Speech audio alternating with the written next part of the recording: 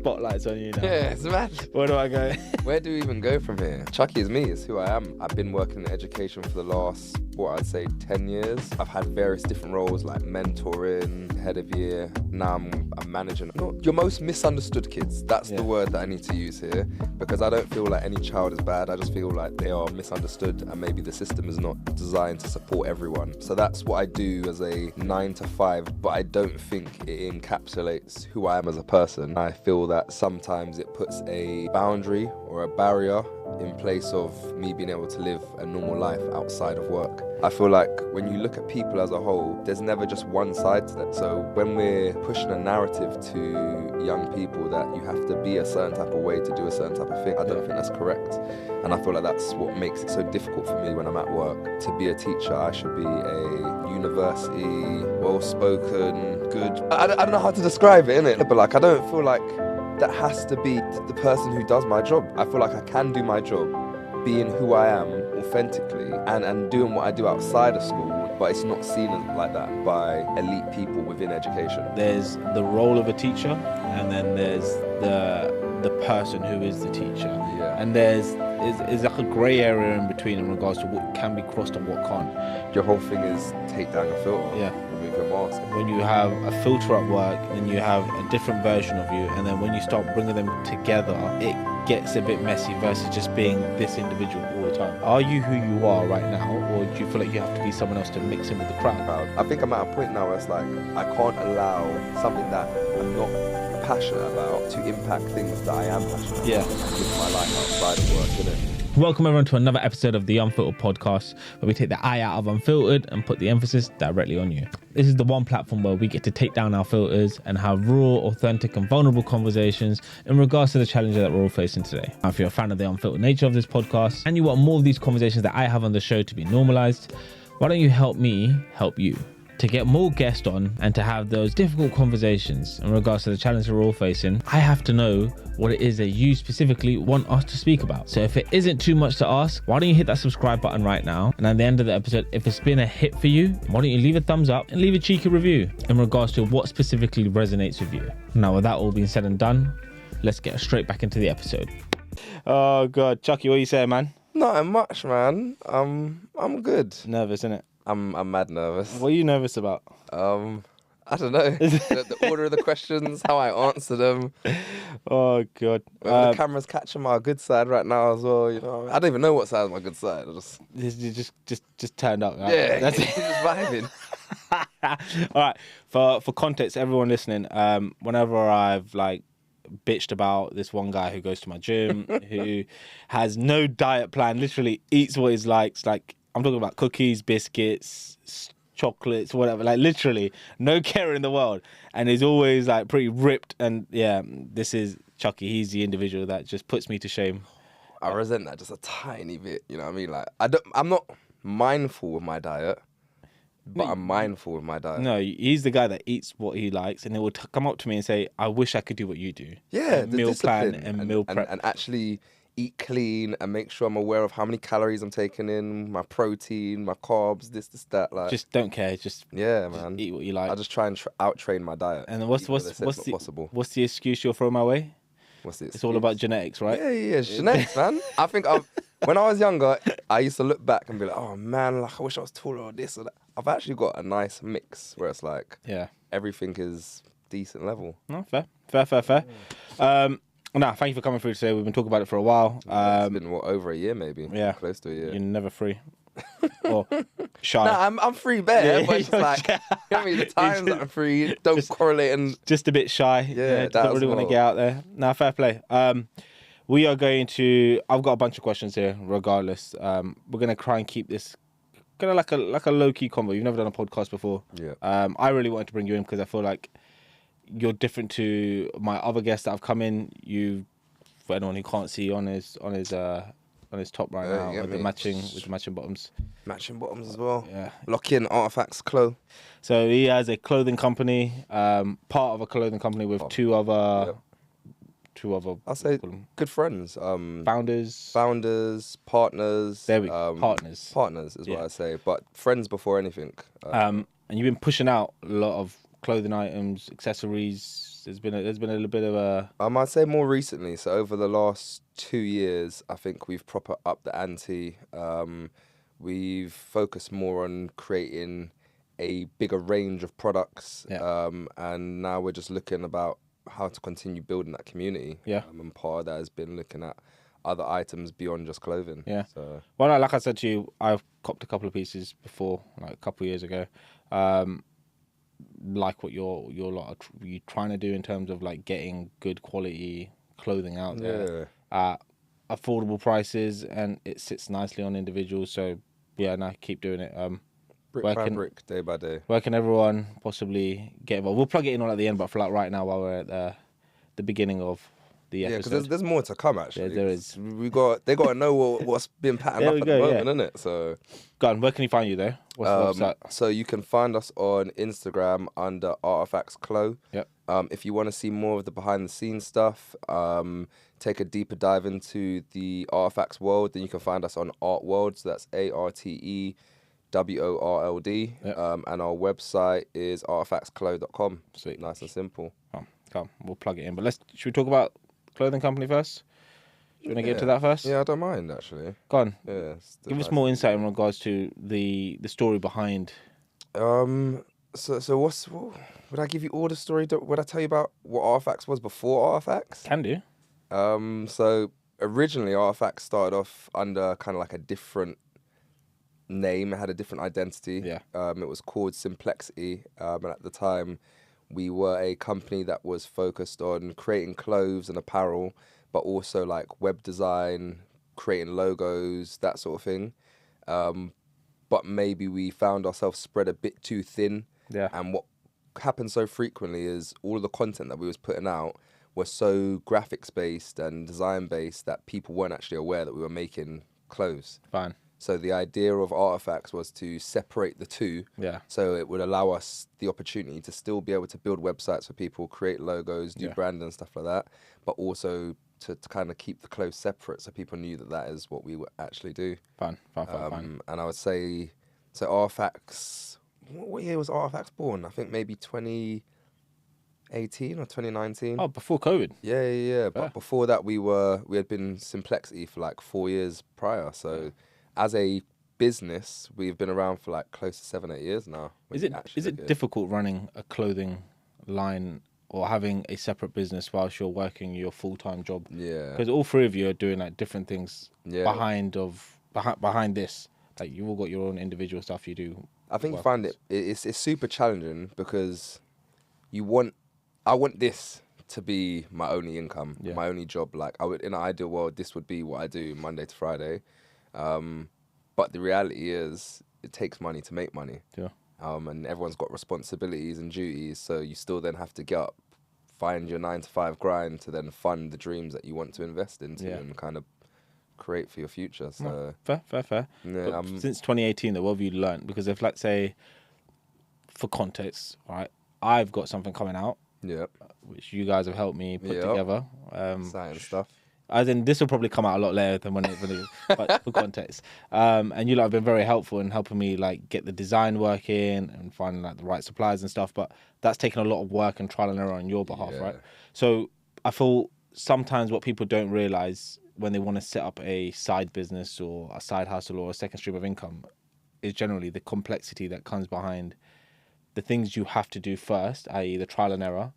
You have to, if you're going to start a clothing line, like this wasn't the first piece that possibly came up. First of many. But this looks great right now, And in, let's say, 2 years' time, there'll be a different type of material that the kids are raving about, and that will be what you go towards. And you're constantly learning and evolving. Evolve with the times, right? Exactly. Cheeky little plug for Where We Go Gym. Come on.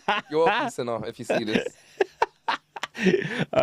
But that being said, people don't see that, and I feel like you have been putting in the work. Like what I bought, let's say 4 years ago, the jumper and the t-shirt. Compared to now. Very different. Very different. So it was all print based. I think 3-4 years ago, we were scared to kind of take a jump or a leap of faith and do something a bit different. And I guess as you just said, that now comes with the experience, the trial and error, and essentially what is sacrifice. So you've got to be prepared to kind of take that risk, knowing that there is no guarantee it's going to work out. Learn from the experience and be prepared to go again. So just in order to get like this tracksuit, I feel like we probably redesigned, had about maybe 3-4 samples sent out, and it was about sending it back, speaking to the pattern cutter, getting this changed and tweaked again so we could just get it just right. And who taught you all of this? Me personally, Yeah. I would say that I learnt from the two individuals that I work with. Fine. So Nathan and CJ, they are a massive help to me. Like, if I'm looking at my understanding of fashion, Yeah. it was what you see on TV and adverts and what's in the shops. Yeah. Like, I didn't understand the care and time that goes into the process of creating a simple piece of clothing. Yeah. So something as simple as a t-shirt or a pair of socks, like the thought process that goes into it is crazy, innit? And I think now seeing that over a 4 or 5 year period, Yeah. I got a better understanding where I can sit down and have conversations. And even when I go and buy clothes now myself, if I'm not buying clothes that are from someone I know and I'm going to a big retailer, I look at the clothes differently now. Yeah. So I'm looking at big brands and big corporations and I'm thinking, rah, like, I'm not paying £400 for a t-shirt, but when I look inside the label and I'm seeing the process of what's gone into it, it's like, rah, this is no different to the t-shirt that's in Primark, you know? Like, It's true. It's true, but you people don't look at that. They see the brand.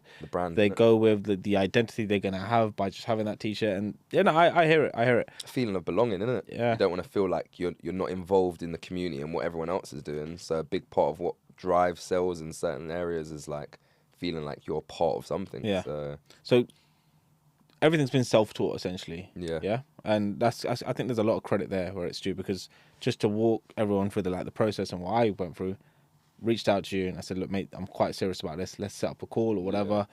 Yeah. And literally going through the steps in regards to the design ideas to begin with, the conversations we've had backwards and forwards in regards to like how things should be placed, to then getting a sample. And now essentially I've got my own design. Yeah. I could run it myself if I want to, kind of thing. You lot have been helping finding me a supplier where we're going to get a few samples in just to test that out.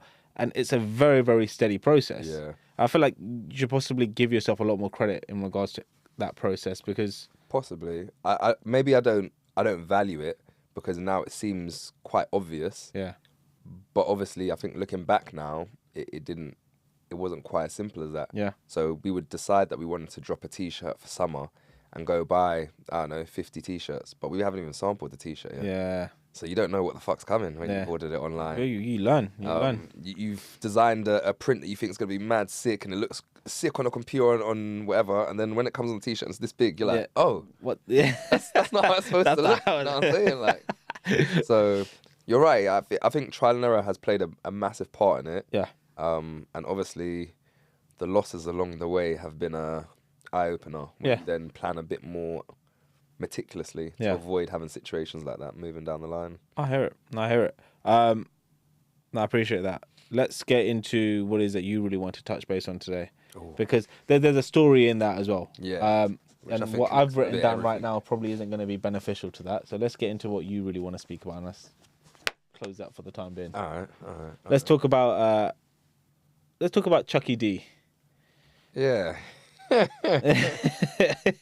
Spotlight's on you now. Yeah, it's mad. Where do I go? Where do we even go from here? I don't know. Chucky is me. It's who I am. Like, yeah. Professional-wise, what are you doing behind the scenes? So on a normal day-to-day, like Monday to Friday, when it's term time, I work in a school in London. I've been working in education for the last, I'd say 10 years, maybe a little bit longer. I've had various different roles like mentoring. I've been assistant head of year, but now I'm managing an alternative provision essentially. So, not your most misunderstood kids. That's the word that I need to use here, because I don't feel like any child is bad. I just feel like they are misunderstood, and maybe the system is not designed to support everyone. So that's what I do as a 9-to-5 job. Yeah. But I don't think it encapsulates who I am as a person. Yeah. And I feel that sometimes it puts a boundary or a barrier in place of me being able to live a normal life outside of work. Okay. Because work is just a job at the end of the day. Fine. So in my terminology, you've got a filter. Yeah. Yeah. This is perfect, you know. I swear to God. There's a filter at There's work. a filter at work every day. We've got Mr. in the office, right? Mr. at school. We won't go. We'll say Mr. C. Mr. C. Yeah, Mr. C. Mr. C. I've got to be careful in it. Don't just throw out the government name. But C could be for Chuck as well. You know what I mean? So it works. It's working. It's vibing. Mr. C, when you're at school. Yeah. And then outside of school, we've got a different version of you. Yeah. And we were speaking about it as we walked here. It's difficult for you to try and combine the two individuals in one space. Yeah. Do you think that's a healthy thing to like showcase to the kids, as an example? So my own personal perspective. Yeah. I think that the kids at school should see this stuff. Yeah. I think it's really important. It validates them as people and their feelings and kind of shows them that teachers are normal human beings. Yeah. I think part of what's making society so difficult for young people is the unrealistic expectations of perfection that are being pushed onto just people in general in society. But for young people that can't comprehend life yet, when you're seeing, you know, someone that works in a school has to be perfect and live a perfect life here, or is super academic, or, do you know what, if you want to be someone that's a model, you need to have this type of aesthetic look or sort of physique or whatever else it is, or if you're going to be a rapper, you have to behave in a certain type of way. I don't like that. Yeah. I feel like when you look at people as a whole, there's never just one side to them. So when we're pushing a narrative to young people that you have to be a certain type of way to do a certain type of thing, I don't think that's correct. And I feel like that's what makes it so difficult for me when I'm at work. To be a teacher, I should be a university, well-spoken, good, like, I don't know how to describe it, innit? Yeah. Like, You'll be well articulated in a certain degree, right? Yeah, but like, I don't feel like that has to be the person who does my job. Yeah. Do you know what I'm saying? Like, I feel like I can do my job being who I am authentically and doing what I do outside of school and outside of my workplace. Yeah. But it's not seen as like that by elite people within education. So this is where, like, what I'm thinking of here is that there's the role of a teacher, and then there's the person who is the teacher. Yeah. And there's like a grey area in between in regards to what can be crossed and what can't. Because if I look at, let's say, one of my maths teachers when I was at school, I remember when he came in, I think he even became head of year or went towards headmaster. I can't remember what he did after. I wasn't there for it. But I remember when I had like a parents' evening and my dad came in and he was just like, yo, we it's like calling my dad geez or bro. It just seemed like very like hip. Yeah. And I think he tried to bring that energy to our classes. And what was great was that, like, I remember when I was misbehaving once, he like shouted pretty loud and sent me outside. Yeah. And it was like, yo, man, what's going on, man? Like, why are you getting all worked up for? And he possibly spoke to me in a dialect, which, albeit it's difficult because you're like 30 years older than me, mate. Like, why are you talking to me like that? Yeah. But it felt more relatable. Genuine, a bit more digestible. Exactly, versus someone trying to be a bit more polished. And I feel like there is that fine line there. And it's not just teachers, it's in a lot of capacities. Happens, yeah, lots of like spaces. in every work environment, you have to come in with, let's say, a corporate face, or if you're going to sales, if you're doing a sales pitch or something across the lines of that, like, you possibly have to make sure you get the words out correctly. Yeah. But I feel you lose your authenticity in regards to the person behind the passion that's now coming forward, right? Of course. I reckon your kids would possibly benefit from Chucky.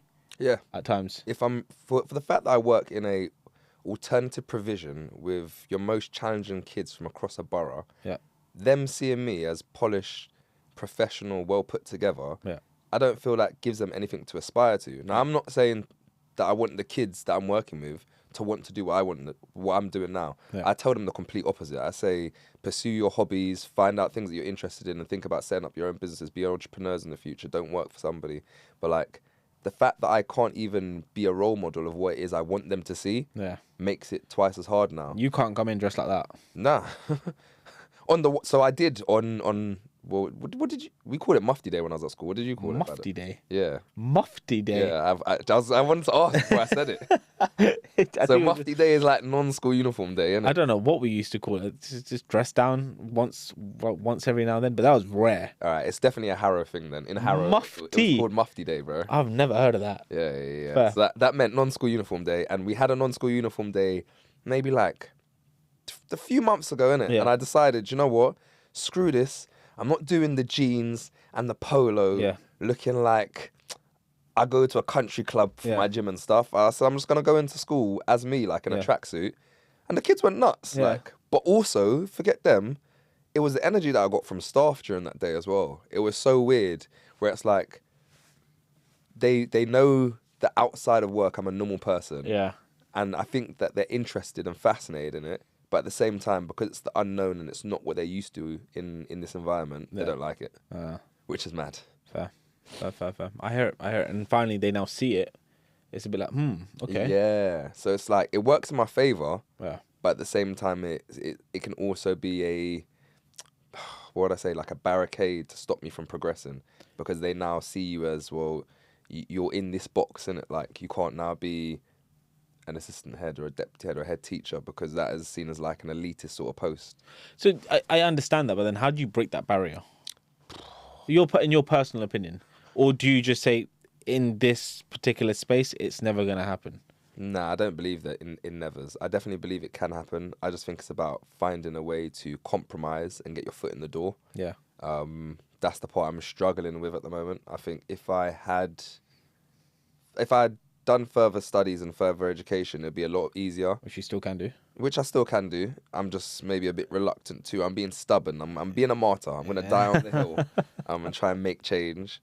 But yeah, I feel like that can sometimes create opportunity to kind of change how the system works. But I'm not necessarily the person to do so, because teaching is that's not my thing for life. Like, it's just a stepping stone, I think. I hear it. There's a lot of good, wholesome energy that comes from you, though. I think the first time I ever spoke to you in the gym, I don't know what you were doing, like dips or something. I think that was at a point where I could possibly match you. Yeah. And then that was start of my workout, end of your workout. I was like, yeah, I got it. And then literally like 6 months later, I'm like, bro, what happened? You've just flipping, like, put on some size. Where does this come from? I don't even know, man. Life just kicked into gear. Started training with these. It was the bodybuilders in the gym. We'll put it that way. Your gym brothers or boyfriends, whatever you want to call it. Gym. Yeah. BFs, best friends. You get me? I got a missus. What are you talking about, boyfriend? What are we talking about? Nah, you never know. Like, we can't cancel that shit out on it, bro. Never know, man. But no, like, you had like good like support system. Things happened quite well. But I always feel like you can hit, when Chucky's in the gym, like he's just loud, gassing people up, like clapping consistently, motivating people. There's a lot of wholesome energy there, and it's also upsetting to hear that like that side of you can't be shown in a place where it could be quite inspirational for someone to possibly have that clap or that kind of energy in regards to possibly passing an exam. Yeah, it's more polished to be like, oh, well done. Yeah, versus it's different. I can't celebrate properly. Yeah, and then I feel like people pick up on that. Yeah. When you're not giving 100% of yourself, people can feel like this is not authentic. Doesn't feel genuine. Doesn't feel authentic. I remember at school we used to have I can't remember Mr. Smith. I probably not his name, but he was our PE teacher. Yeah. Tall, bold geezer, and like absolute legend. Whenever we like did like, he got me into rugby. Yeah. Fucking, that was terrible. To get boys into rugby at school is difficult as well. Well, I was skinny as fuck, right? Yeah. And like I say to everyone, like that's my one injury I've had from rugby right now. Yeah. Someone sat on it and literally 3 4 months. I was gonna say, why is it so far back, bro? So bent. That's mad. It won't go straight. And like when we used to like have like we did like training and stuff like that. Like when we had like little matches to like warm up and stuff, he'd get involved. Yeah. And it was so funny because it's like watching an adult. Yeah, you're thinking like a big lad right now, yeah, and he's gonna outpace you for one. Yeah. Yeah, and like he's doing tricks that obviously we got no chance of doing, like flicking the ball behind, going all the way, running to the other side, catching it, and it's like really getting involved. And when it comes to like saying tackling him, he'd let you tackle him to like bring him down and stuff. But that kind of energy made it a little bit more authentic, like to get involved in the sport. But you know what? Look how you're speaking of that. Yeah.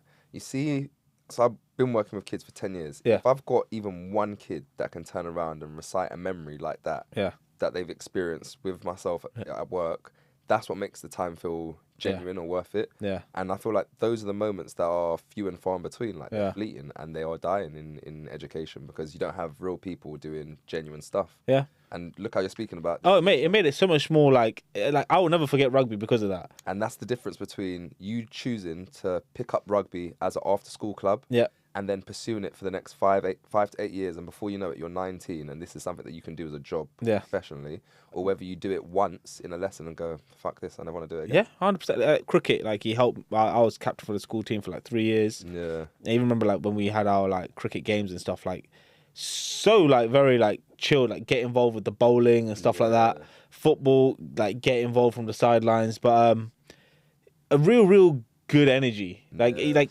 obviously he didn't dress. It's funny. I think when parents even you'd see him like on a shirt and trousers. It looks so uncomfortable. Weird, like, so uncomfortable. Be like, sir, what are you doing, man?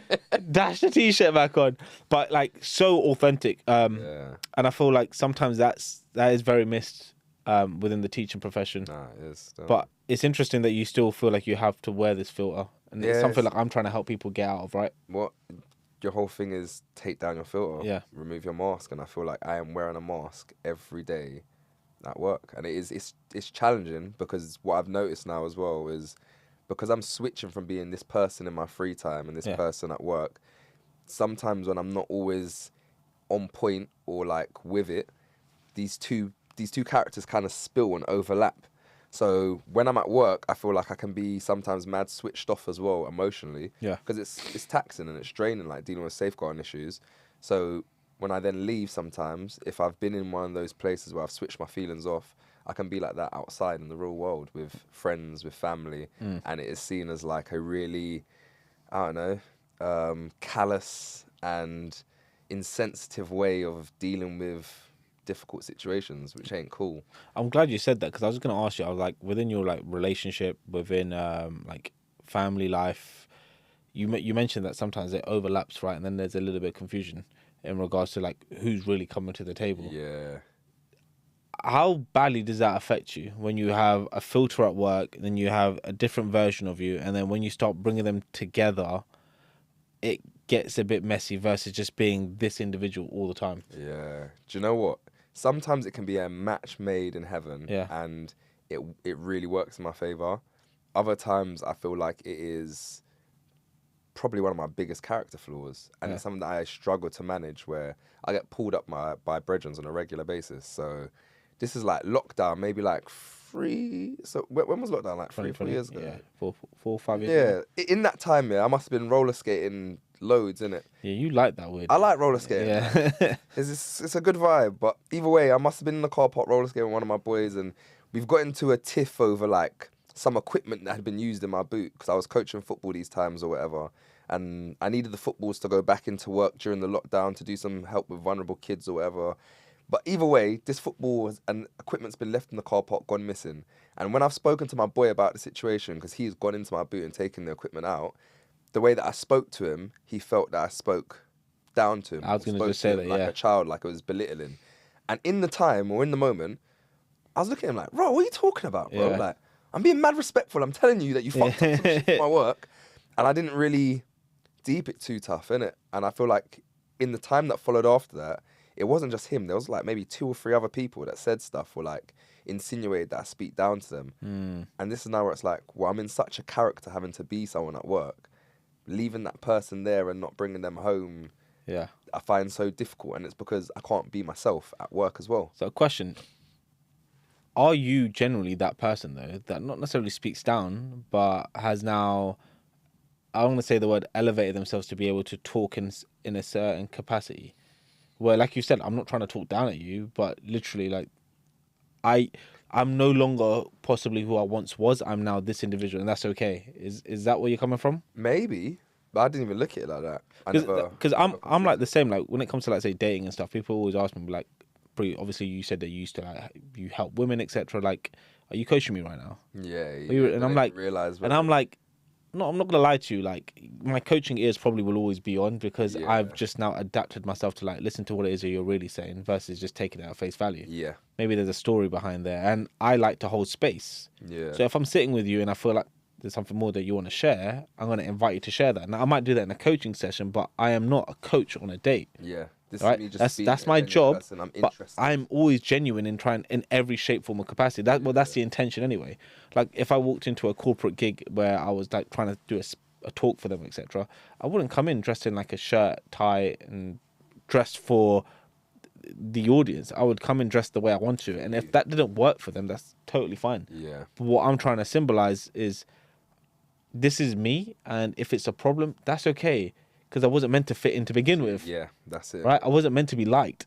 I've come in here to emphasize that there are probably other individuals here who don't feel comfortable dressing the way they are, or having to speak the way they do, because where they come from at home, it's a lot more like relaxed. They possibly speak in another language. They possibly have slurs or slangs that they've just been brought up with that makes it's just comfortable for them. No, as soon as they come to the office, they've got to be like, sorry, sir. Yeah. And sometimes that can be misconstrued as you're unable, not educated, or you're socially awkward. Yeah. I'm none of those things. Yeah. It's just this is an environment where I don't have the expertise to thrive in, or this community doesn't appreciate my personality. Exactly. And like it's crazy because we don't hear about it. Like maybe some celebrities can get away with it. I remember when I was at work, one guy came up to me, we were on a job together, and he was like, yeah, you lot are like the rude boys in the corner. They're always laughing and giggling around. I'm like, why are we rude boys? Yeah. What? Because I'm having a laugh. Well, one, we're the only ethnic people there. Yeah. Yeah, right. So it's me, 2 other Asian guys, and 3 black guys. Yeah. Always having a laugh, always got great conversations, great banter, great energy. But why are we deemed the rude boys? Because everyone in here right now is a bit more quiet or a little bit ha ha ha, like because we're laughing and showing a bit more energy. Different. But what's the difference between the group of 3 ladies over there that are having a cackle and a laugh whilst you're also speaking? Yeah, same thing. Or it might be the same subject. Yeah. But we're talking about Married at First Sight or Love is Blind or something like that. Like we're having like a real conversation, or Love Island. Yeah. They're having the same convo, but it's just. And the sad part of it after is that you'd see some of those other groups kind of want to be a part of our group. Yeah. But now it's a problem. Like, I don't want to be I don't want to be associated with that now. Is it worth having a conversation or ask? Yeah. You know? So I do like I used to say to the boys as well. I'm like, at work you're probably Mr. this person versus actually who I know you for. Yeah. I'm like, why is it difficult for you to like take down that filter essentially? And it's something I'm trying to like really enforce. And like what you're doing at school, I'd love to come to a school and speak to the kids and just say to them straight up, are you who you are right now, or do you feel like you have to be someone else to mix in with the crowd? But because that's another thing. A lot of them do it, and I don't feel like it's unusual. I just feel like that is part of human nature. Yeah. Like the feeling of wanting to belong and to feel welcome and to feel like this is an environment for you to thrive in. Yeah. We all do it. No one likes to feel isolated or ostracized. And when you look at us as people, it's very rare that you get people living by themselves. Even when you go to like those distant parts of the rainforest here, you still got small communities, small thriving villages, because humans need other humans to survive, sort of, innit? Going back to being or working in the education system, you mentioned downstairs something across the lines of you can't really be yourself outside of it based on the perception, or if someone views it within the educational system, it's going to create an ongoing problem. Yeah. Talk to me about that. Well, do you know what? Yeah, it's this. What I say is annoying. I feel like I can't thrive in either space. Yeah. Because of how one thing affects another. So now, even if I'm looking at it like, well, fuck education, I never really looked at it as a long-term plan. It was just something I fell into. Now, when I'm looking at the things that I'm passionate about or the things that I enjoy, do I have the freedom to execute as I want to? No, probably not. Like, I'm not gonna lie. Like, I'm excited that I'm sat down here with you now doing this podcast, but at the same time, I'm really like, oof, like a bit apprehensive, because I'm just thinking like, you never know where shit ends up in it. And this is what I was gonna say. I was like, leave a digital footprint, but I think I'm at a point now where it's like I can't allow something that I'm not passionate about to impact things that I am passionate about and living my life outside of work, innit? But I genuinely feel like it's made me pass up on certain opportunities where I've had the chance maybe to push on with something that I genuinely am passionate about, where it's like, do you know what, this is stable, this is consistent. Don't mess up the stable, consistent thing for the dream or the possibility or the maybe. Because? You know what I'm saying? Because I don't know, maybe it's the way that I've been raised. I feel like when you come from a family where money has always been an issue. Maybe there hasn't been a lot of stability.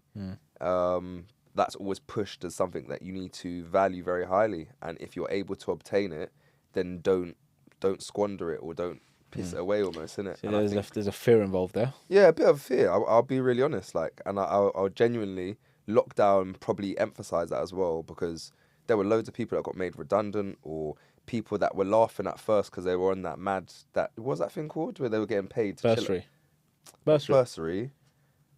During lockdown, enough people were doing it. They didn't have to work.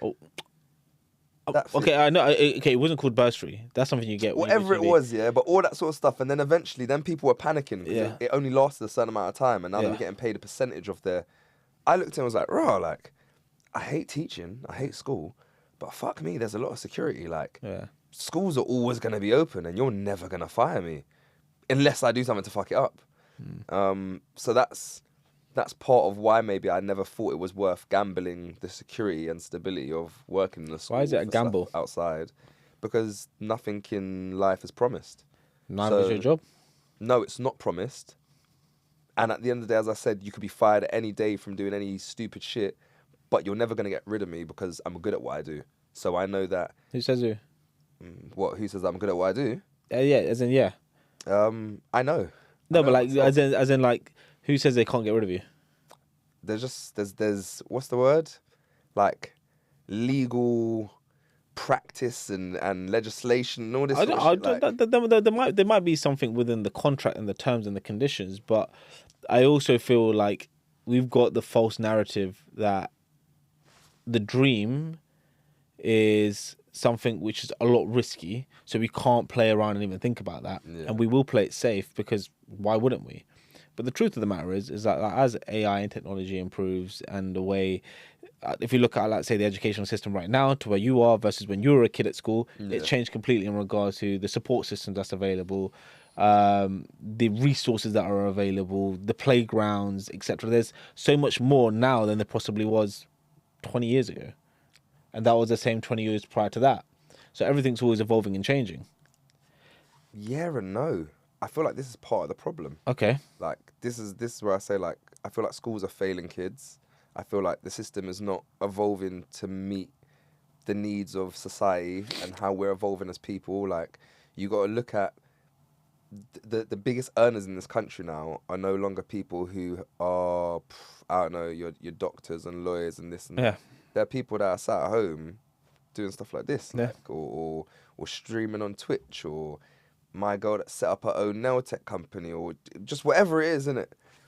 With that being said now, what in school has changed over the last 20, 30 years? Oh, maybe the education might not have changed. I'm talking about, like, in regards to, like, say, your job security, things have changed where, in terms of, like, in 20 years' time, are they going to have classes run by AI? Nah, and that's what I'm saying. Lockdown showed me that. Lockdown made me so sure, where I watched teachers fumble the bag. Like, you think you're a good teacher here, If you're a good teacher, 30 kids will sign in on their laptop to watch you teach. Why is it that you're now panicking, calling me, saying you've only got 2 kids out of a possible 28 that should be in this online lesson? Interesting. So with that being said, like, and we see them in the building, when a teacher's sick, so let's say you was English teacher today and you were supposed to be teaching this year 9, year 10 class, and I'm the supply teacher that's been brought in. What they're doing nowadays is saying, like, cool, here's a pre-recorded lesson from your teacher. Supply teacher, all you got to do is press the go button and play it, and then pause at the end of it, and the kids have just learnt from their normal teacher still. When they're doing stuff like this, it's not working, because the kids look up at the board and they're like, fuck this, I'm going to do what I want to do. Yeah. So, in essence, because I've seen it, I hear what you're saying. 2-year period, I know, like, maybe there's a human touch element in regards to it. Yeah. I hear that. There's certain parts of it that maybe certain roles might evaporate and there might be less opportunity. Yeah. But I feel like for the fundamentals behind it, No, I hear it. Because I say the same in regards to, like, say, coaching. Like, when people ask me, like, some people have said, like, can I just, like, get that information from, like, ChatGPT or something? I'm like, yeah, you can. But they're probably not going to be able to read you just yet anyway. Or not be able to, like, sit down and speak to you and give you, like, if you're tapping into a keyboard, It's very different for me sitting in front of you and being like, "You're right." Yeah. Or not that I do that anyway, but like going out for a coffee. Yeah. ChatGPT ain't gonna go out with you for a coffee. They might bring one in. You can't recreate a physical feeling. 100%. ChatGPT. 100%. Any sort of AI sort of thing. So. Not yet anyway, until it all goes chaotic. But interesting you say that. I like that spin off there, because so that's what makes me feel like it's safe. Security. Yeah. It's safe. And now it's like, why would I risk that? Yeah. Especially after that 2-year period that we had in lockdown for the dream here. But talk to me then though, like you playing it safe, what does that limit you from? What does it limit me from? Yeah. What in terms of what specifically have I turned down or said no to? No, what does that, in moving forward, what does that block you from by playing it safe? Probably from living the future that I want to live. So what's more important? A combination of the two. Because I want to have the future that I want. Yeah. But I don't want to kill myself getting there. Because obviously the journey is just as important as the destination. So it's like, along this process, I don't want to be miserable every day and tired and angry at people and not enjoying... Why does it have to be like that? It doesn't. But you've got from it the programmed experiences that I've had so far... So you are in fear? As I said, I don't think it's fear, because... I only fear the unknown, and I don't feel like this is unknown. I feel like I've tried to take calculated risks or leaps of faith in different areas of business, and maybe they just haven't panned out as I would like to. So you're fear of failing? Maybe. You are fearful of failing? Maybe, perhaps. It's funny though, when you lift up your squat rack, when you're there, knowing that the weight's bloody a lot larger than it was last week, and you're trying to get your personal best out, whether you've got support there, assistance, even if you fuck it up and then you come back again next week to try again, your mentality is very different when it comes to being in the gym versus how you tackle life. Yeah, because as you know what, this sounds fucked now, yeah? When I'm in the gym, my attitude is, boy, if you're going to die going out like this, it's a hero's leaving, you know what I mean? Like, go out under, 200 on the bar? Yeah, I don't mind that. Put it on my tombstone, you know what I mean? Here lays Chuck. I tried. My 2 bills. So that feels different than... Why? It's the same feeling. I don't know. I don't know. Your mentality in the gym is very different to how you then tackle life. Maybe it's because I'm doing something that I'm proud of. If I'm not going to be proud of it, then I'm not trying to... But you've just talked about a dream. Would you not be proud of your dreams? Depends on what dream it is. I've got lots of dreams. Then that's fine. So have you heard of Simon Squibb? Who? Simon Squibb. He goes out with a microphone out in the city and stuff, and he just says, "What's your dream? What's your dream? No, let's make your dream come into fruition." Nah, I haven't seen him. Okay, cool. I'll send you a couple of videos because he talks about it a lot. But it's so interesting you say that, because I obviously was in a very similar boat where I played it very safe, staying within the finance role I was in, couldn't complain with what I was getting paid. And then I realized that I had a bigger passion towards helping people. Yeah. From a coaching perspective, and I started to do the maths and realize that, well, how I'm doing my coaching, I'm probably gonna earn more by doing less coaching than I am from doing 40 hours a week in work. Yeah. Okay, now I've got a bit of a model. What happens if I did more hours in this now? Would I get paid more than work? Possibly. And then you've just got to build on that, and you've got to trust yourself that there are going to be times where it gets a bit quiet. There are going to be times where it gets a bit difficult, but how do you learn to build a business? So my coaching business started off as just me working one-to-one. Yeah. I know expanding it right now, there are going to be, some people can't do like a year-long commitment. Yeah. So how do I create something which works for them? Some people aren't going to be able to afford to sit behind a screen or come meet me face-to-face because it's a lot of money. Yeah. So what could I then produce that gives them an alternative so they still get somewhat of the same result? Yeah. And I'm learning more about business in regards to how to, like, obviously we talked about, let's say, the clothing line, right? The clothing line for me is just to represent the brand. Yeah. However, if someone then turns around and says to me, "Oh my God, I love that. Are you selling them?" I'm like, maybe. Yeah. Now that could be something that works and complements the overarching idea of being financially stable, right? That's the goal. I want to be financially stable. I want to leave a mark in regards to being unfiltered, and I want to encourage more people to be unfiltered. How many other ways can I start thinking about this? The podcast is one. Yeah. This is something I pay for, that there is no income related from this podcast. It's a platform I use to help other people. Yeah. And it works in my favor when someone listens to it and says, "Oh my God, I'm going through something similar. Can I speak to you about that?" Or, "How do I get in contact with Chucky right now because I want to create a clothing brand too?" Here we go. There's the link. Yeah. and it's just trying to add a service, right? So there's a knock-on effect it has, but this is an investment. Because what happens, let's say in 5 years' time or 10 years' time, I'm consistent with this right now, and our big man that goes to the gym, our celebrity that turns up, and I'm like, mate, I've been doing this for a number of years right now.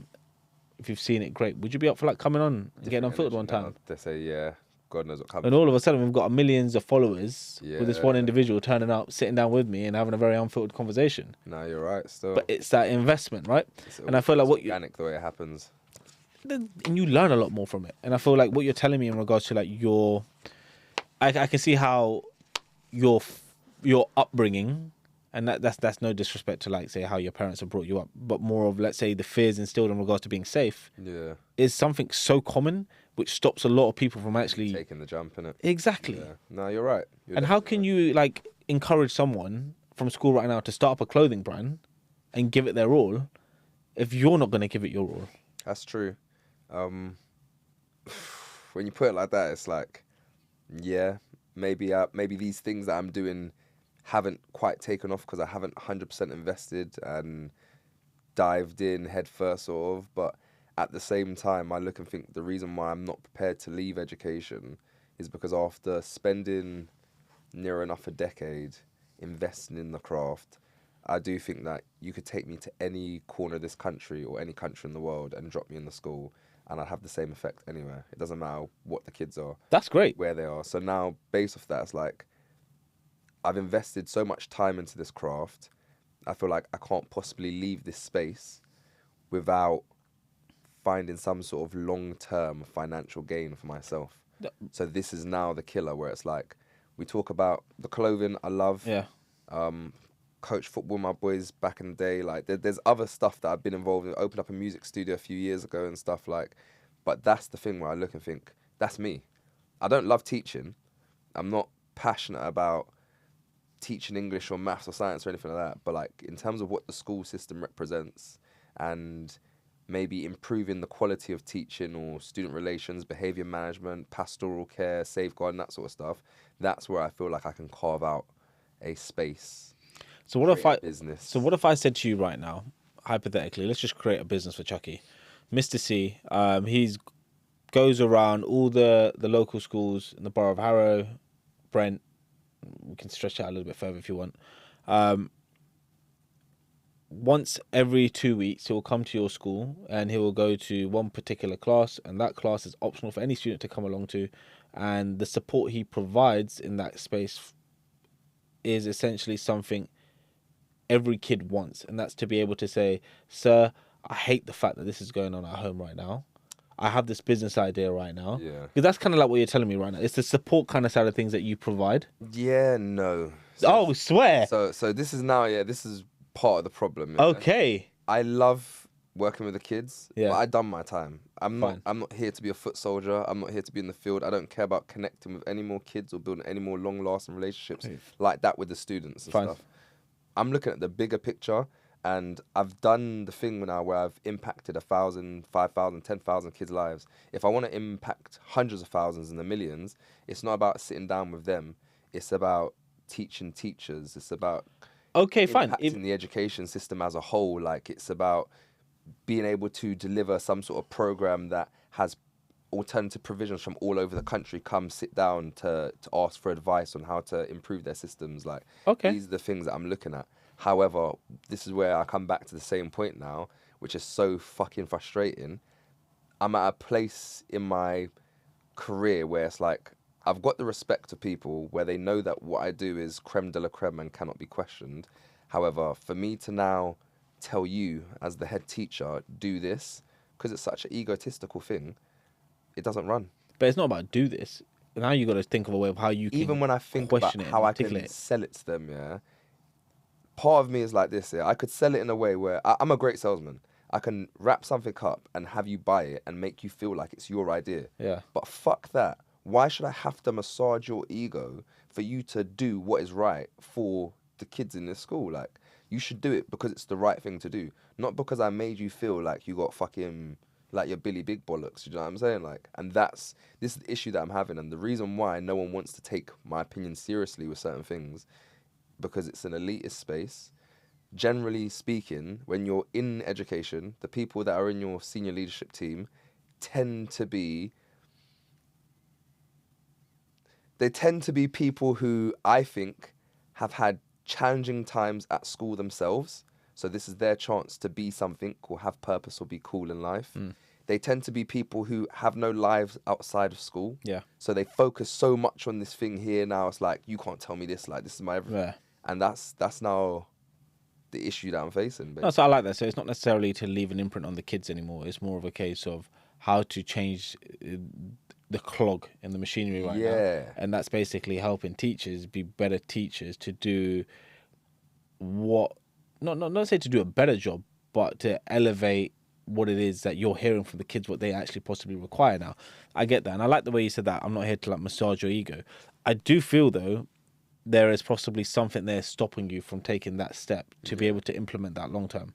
Because what you've said right now is a skill set you possess. You've got the background knowledge in regards to like how you've helped the number of kids that you've helped. How can you translate that to someone who possibly doesn't oversee it or may have a different point of view? The same way how you kind of done it for me. You've just told me something right now, and we've gone back to back on a number of different conversations, but you challenge each other in a space where you can bring it forth. Like, you've got to think of it. What's the pain point for this headmaster?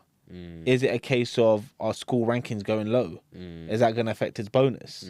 Is it a case of where teachers are leaving? Like, how do we... There are so many bits and bobs you can really like try and tailor it towards to then say, well, this is going to help. If you don't want it, that's totally fine. But this is the service I provide. It's got to feel like it benefits them. It's like, what's the reason I should buy that jumper and those joggers right now? There's a reason. But if you want something that fits light on you, if you want something that just stands out, that people are going to be like, what the hell does Arte mean? Is that even spelt right? If you want people challenging that and like complimenting you or whatever it is, right? Buy our t-shirts, buy our brand. This is my website. Have some more information around it. There we go. Same kind of concept with what you're doing. Because I find that it's the same thing with coaching.